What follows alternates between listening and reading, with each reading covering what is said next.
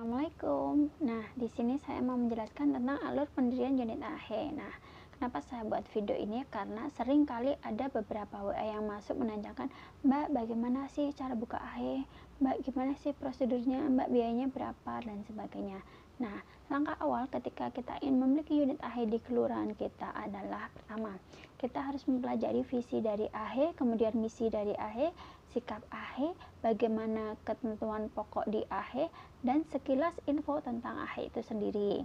Nah, setelah kita benar-benar paham apa itu tadi atau apa saja tentang AHE, bagaimana visi, misi, sikap, dan sebagainya, nah kita bisa mengajukan pendirian murid, mengisi formulir dulu pastinya.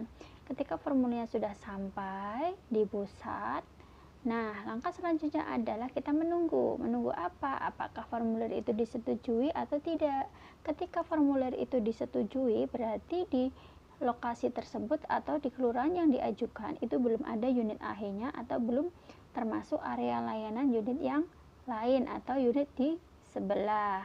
Nah, setelah mendapatkan ACC, kita bisa membayar DP atau uang muka sebagai tanda jadi sebesar 20% dari biaya gabung. Misal di kelurahan saya itu kan biaya gabung AHE di Boyolali ya, itu sebesar 2 juta rupiah. Nah, biaya gabungnya 20% dari 2 juta rupiah adalah 400.000. Ketika kita sudah membayar biaya gabung 400.000, ada biaya admin untuk booking area sebesar 50.000. Jadi membayar 450.000. Ingat ya, itu di wilayah Boyolali misalnya. Nah, setelah itu kita mencari hari atau tanggal kapan pelatihannya. Nanti bisa disesuaikan dengan waktunya longgar antara trainer atau pelatih dengan kamu yang mau pelatihan tadi. Misal katakanlah tanggal 20 Oktober mau pelatihan. Nah, di tanggal 20 Oktober nanti pelatihan 7-8 jam di tanggal tersebut. Setelah itu, usai pelatihan selesai, seketika itu juga membayar pelunasan atau kekurangan dari biaya gabung tadi.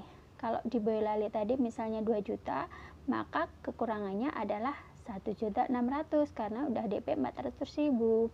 Nah, setelah kita tahu atau kita sudah pelatihan tadi, otomatis kan kita udah tahu bagaimana cara mengajar, kemudian bagaimana manajemen unitnya dan sebagainya, maka kita berhak membuka layanan unit AHE di tempat yang sesuai dengan pengajuan tadi. Kalau misal di kelurahan A, ya udah kita bukanya di kelurahan A, bukan di kelurahan yang lain.